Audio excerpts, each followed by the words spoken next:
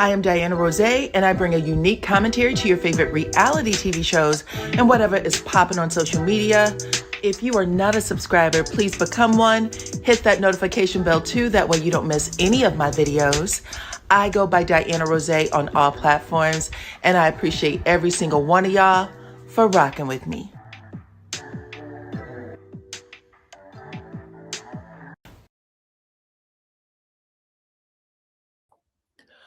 What's up, Supreme Team? Welcome to the channel. It's your girl, DYANAROZAY, and I'm here to bring y'all the latest on Beyond the Gates. This is my recap and commentary.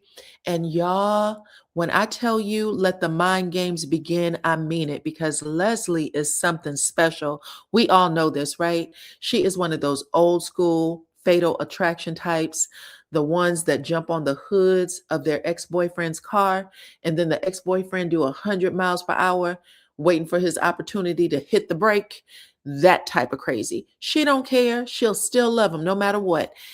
She's the type of person that will climb the fire escape of the new girlfriend's house, take the pet rabbit from the kid, and then serve it for dinner. Because just like we saw in the movie Fatal Attraction, she is all of those things. We know she's certifiable because soon as Leslie came on this show with her motorcycle helmet, okay, and her leather jacket, doing all that crazy stuff, I can't wait to see how Shanice handles all of this. Because right now, Leslie is on her mind game, her mind game business, and she's about to get all up and through Shanice's head. So we'll have to see what happens next, but I'm going to tell y'all what she did recently in this last episode. Hit the like button, share the video, please, and thank you. Become a subscriber if you are not already. And if you've missed any of my previous commentary of Beyond the Gates, I do have a playlist link in the description box. So be sure to check it out, okay? And let's talk about Leslie, you guys. So listen, she struck again. She struck again on the last episode. Now, we know that she be getting regular tune-ups, if you know what I mean, from a guy by the name of Martell. He's actually a detective. That's her friend with benefits, and they've been going hot and heavy for what it looks like a couple of weeks now. But she still has Teddy Grahams in her system, and she can't get him off of her mind. And based on what Nicole told us the other day when she said Ted was the best lover she ever had, we know that Ted is working with a monster. Y'all, that thing be thangin' for real, for real. And I told you already that I thought Nicole was going to have some flashback moments, and she is, because she had one in this episode. But Leslie has not been able to get over this man for 20-something years. She has not been able to get over this man for 20-something years. And she is at his office while he is on the phone ordering roses. She overhears the whole thing. And when he hangs up the phone and turns around, there's Leslie, right? And she's thanking him for remembering her and Eva like flowers. And it's good to see that you are, being the man you used to be, because you used to buy me all kinds of gifts when we would have our romantic rendezvous. Ted tells Leslie that the flowers are not for her so she can get her head out the clouds, but he also tells her not to pull any more crazy stunts on his woman like she did the other day, because him and Shanice are an item now. They are more than friends, is what he tells her. So basically, you need to shake a bone and get the hell on, is what he tells her. Then he smiles at Leslie like he's taking pity on her or something. And he said, I'm sure you're going to find someone who will bring you flowers one day. And that seemed to piss Shanice, that seemed to piss Leslie off. That seemed to piss Leslie off. And she quickly checks him and said, I already have a man that gives me roses. In fact, I get so many damn roses, I had to put them on the floor. I don't even have counter space for them. So she's making it out like she's with somebody that she's real romantic with, right? Watching the sunset, holding hands on the beach kind of thing. And Ted, all of a sudden, the smile leaves his face and he's just sitting there completely expressionless. He gives her nothing. He's looking at her like she's a piece of dust. And then the man turns on his heels and walks away. He doesn't say goodbye. He doesn't say, tell my daughter what's up. Nothing. And now I'm realizing that this is Ted's signature move. When Ted is done with you, he will turn on, first, he'll look at you like you're a piece of dust. Then he'll just turn his back on you and walk away. It's a power move for him. Y'all pay attention to that because he did it. Lightweight did it to Nicole and Carlton when they were at the country club the other day. But anyway, y'all know that Leslie is used to it. So she shook it off and headed over to the hospital. Now, Leslie is over at the hospital to see her play mama because her play mama is going through some sort of treatments of her own. But she runs into Marcel, and Marcel invites her to breakfast and a little after breakfast treat if she's down. And she definitely said she was down. She said, I'm going with you wherever you go. So they're standing at the elevator waiting to get on when the delivery guy comes on, and he's there with like 24 roses, okay? He puts the roses on the counter. Leslie goes over and asks him, she tries to whisper, I thought, who are those roses for? Which patient? And he says it's for someone named Shanice. And Shanice overheard the whole thing. So she goes racing over to the vase of flowers so she can read the card. And of course, the flowers are from Ted. Now, this puts Leslie in a bad mood, and she tells Marcel that she needs to take a rain check. Something else just came up. She has to activate plan B now that she knows that those damn flowers came there for Shanice. So she goes over there to the counter where Shanice is at. Shanice can't catch a break at this point, but she's over there at the counter and she tries to get into her head good, talking about how Ted used to always buy her flowers when they would come off of their romantic evenings, and how she has a treasure chest of gifts and things that Ted used to buy her when they would have their rendezvous. Now, Shanice is looking at her like she's a nut, but she doesn't threaten her with a straight jacket like she did the other day. The other day, she said, "I'm gonna call them boys from upstairs to take you upstairs." Okay, but this time she just let her talk, get it out. And then Leslie feels, good about herself. So she gets back on the elevator so she can execute plan B because she got a whole thing planned for Shanice and Ted. Now, Leslie might have ruffled Shanice's feathers just a little bit because she ends up dropping a whole bunch of papers on the floor, and she kneeled down to pick them up. And while that was happening, she can hear Ted's ex-wife, Nicole, walking over to the counter, the reception counter, so that or the nurse's desk, so that she can see what's going on with these flowers. Because she immediately says, oh my God, I remember Ted used to send me flowers like this all the time. So now Shanice is on the floor thinking, is this man's MO or what? But while she's sitting down there, because she refuses to get up, and I don't blame her, but while she's down there, Nicole was really about to walk it down memory lane. She said, he used to always buy me flowers after and then she stopped herself and said, I'm not going to do that. I am not going to do that. And she walks away. She said, whoever the sender is very thoughtful. And if y'all heard my review the other day, what did I say to y'all? I told you that Ted is a thoughtful lover and that she is going to have a problem watching Shanice and Ted move on in front of her eyes. I still believe that. Now, Shanice does have an opportunity to talk to Ted about the run-ins with both Nicole and and his ex, or not even ex, just crazy ass Leslie. But she does have a opportunity to say to him that those hospital hallways were gossiping, and is his MO to give roses after a romantic evening. And he looked, like, what's going on? And she basically says, listen, you don't have to ever worry about me telling our business. That's number one. And number two, ain't nothing changed. We're still going to leave after work and do what grown folks do. So I'm definitely down for round number 5. Okay, now we are back with Leslie. Leslie has broken into Ted's house for the third, fourth, fifth time. I don't even know anymore. But previously, her daughter lived in the same building as Ted. The daughter doesn't live there anymore. So there's no way in hell this woman should be able to get into this man's building as easy as she's been getting into the building.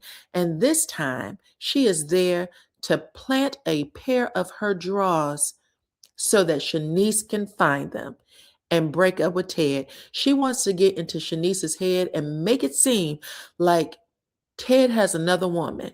It doesn't have to be her, but any woman, because Ted clearly is gifted and skilled. So if Shanice is thinking that maybe Ted is, sharing himself with others, she'd let him go. And even if Ted convinces her that this was one of Leslie's dirty tricks, it's still going to be in her head for a minute, and she'll be waiting for the other shoe to drop, because that's how mind games work. So Leslie roams around the place for a little bit, trying to figure out where to put these undies, whether it's going to be under the pillow, under the bed, in a drawer in the bathroom. And then she decides that she's going to put them behind a pillow on the couch, like maybe they were getting hot and heavy on the couch, and the drawers came off, and that's where they stayed. Anyway, this lady is nutty as a fruitcake. And like I said, this is like her second, third, fourth time. I think it's her third or fourth time breaking into Ted's house. So there's a couple of things that Ted need to do here, because if I'm not mistaken, Leslie, not Leslie, Nicole ended up leaving this man for real, for good, because she felt like Leslie was a threat to her, and she was a threat to her family, right? Her extended family. She didn't know if she was going to do something to her mother, her sister, her dad. The same thing applies with Shanice. Ted is going to have to put his big boy drawers on and literally take a picture downstairs to that damn, concierge desk, and let them know, put a message beside it. Call the police anytime this crazy bitch comes over to this building. She has no reason to be there. I don't care how much money she has now. She has no reason to be there. Even though Leslie has, been trying to pretend like she's a nice person now, Ted has to remember that Leslie did turn his entire life upside down, and she almost took the life of his wife's assistant. So Kat, their daughter, is right about that. He shouldn't be so forgiving when it comes to Leslie talking about maybe they can be friends, but he's going to have to get it together if he wants Shanice to really be, his woman. Now let's head over to Anita Dupree's house, you guys. Anita, y'all know she's getting those cancer treatments, her chemo treatments. She ends up coming downstairs to find her husband, Vernon, reading up on cancer treatment and research, right? So she sees that he's very involved in his iPad, and she ends up looking over his shoulder. She snuck up behind him, looked over his shoulder to see what he was reading. And when she saw it, she rolled her eyes, because she's really tired of Vernon at the moment. She's tired of him being so involved in it. She want to kind of see him live life. And I also think that watching him get so wrapped up in it the way he is probably sad for her, because she doesn't have a moment where she can think about something else. But she ends up cuddling up behind Vernon and, kissing his neck a little bit. And she asked him if he slept well. And he said, "Hell yeah. I had my soulmate beside me all night." And then he tells her to go back to bed. Now, she just walked down the steps. So he's like, "Why don't you go back to bed, my love?" And she said, "Why? You got something for me if I get up there?" Like, basically, she's trying to subtly hint to Vernon that she's okay with a little loving. You know what I'm saying? But Vernon, who used to be real receptive to those type of hints, all of a sudden it's in one ear and out the other. Instead, Vernon says, "Well, no, I was actually going to have you go upstairs and rest a little bit so that I can bring you up this energy drink. I got a new recipe for an energy drink that you're just going to love." And Anita looked fit to be tied. She was like, "Bitch, I know you lying." Anyway, she popped up from behind him and quickly walked around to the other side of the room, but where he could see her. She was face to face. And she told Vernon, "Get the hell out, Vernon. Go.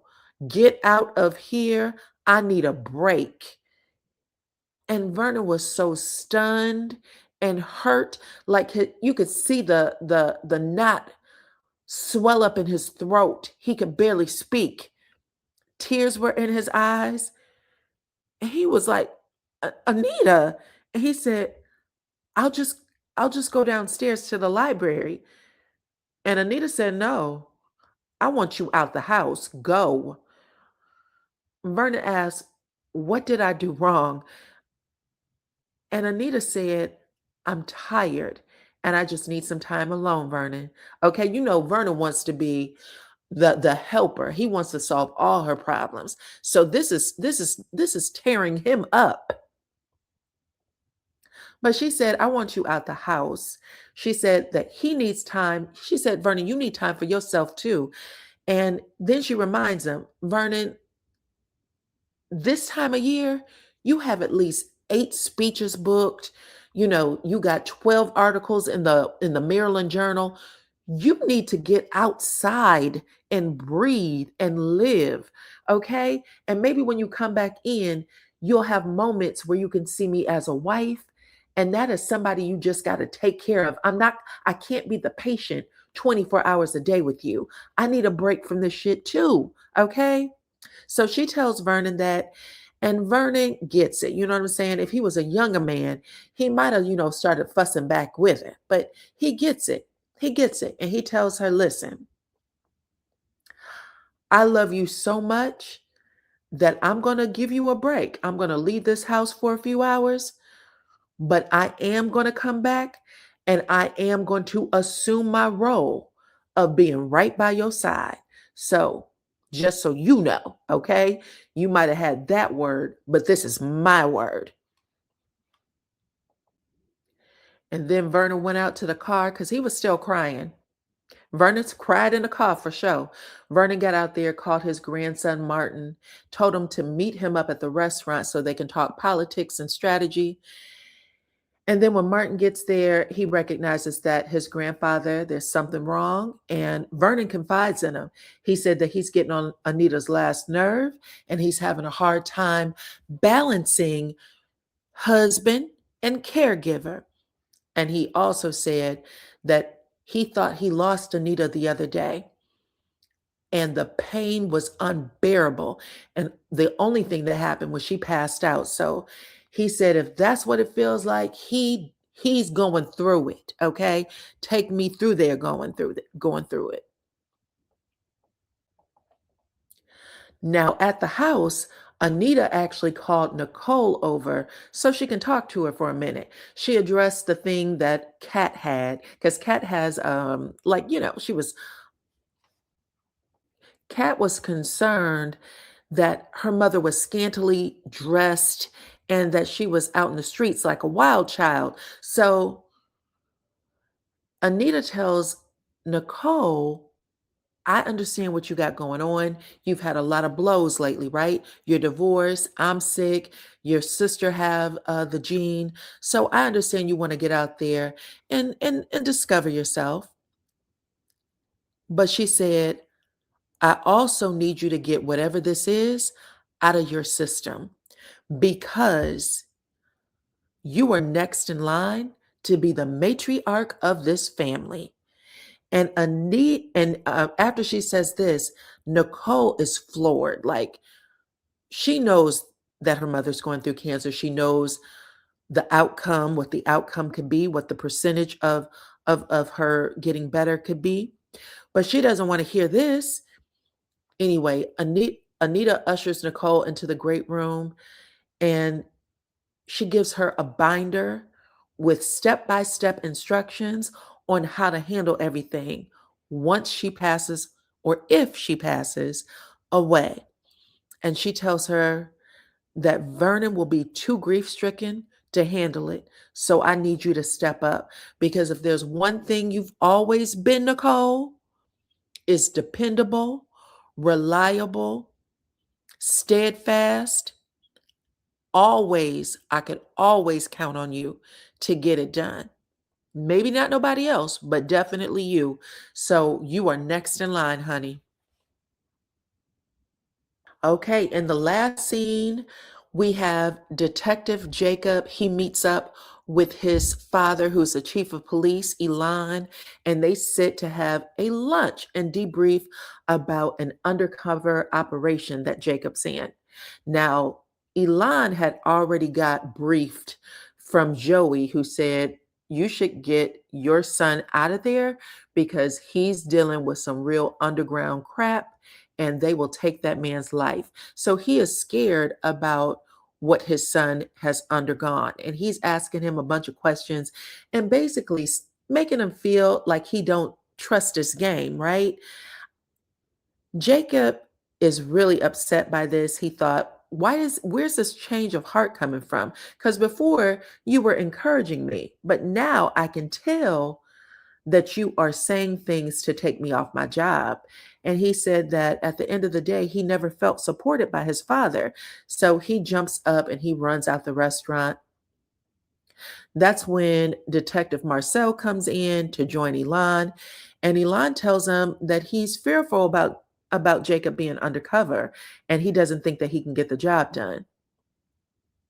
Marcel, on the other hand, and Marcel is not a Jacob fan, Marcel says that's interesting because everyone in the department think that Jacob's the man to do it. They think he can get it done. And that's how the show ends, you guys. But y'all talk to me and let me know what y'all think about Miss Leslie hiding her undies over there in Ted's place. And also, let me put this up. Also, you guys, I do want to encourage you to buy the Rock Firming Stick. It is skincare and it has retinol in it and it helps with fine lines and wrinkles, and it actually helps rebuild collagen in the skin so that your skin isn't so thin, it looks thicker, and a lot of those brown marks and spots can fade away. So I've been using this myself and I love it. This is my second jar. I used the first one and it lasted me about a month and a half. Real cool. But if you guys want to buy this, you can find the purchase link. There's a little shopping bag on the screen, or you can also find it right above the description box, okay? All right, guys, so I appreciate every single one of y'all for rocking with me. Hit the like button, share the video, become a subscriber if you are not already. Tell me all of your thoughts about this recap and review, and I will check y'all on the next one. Bye-bye.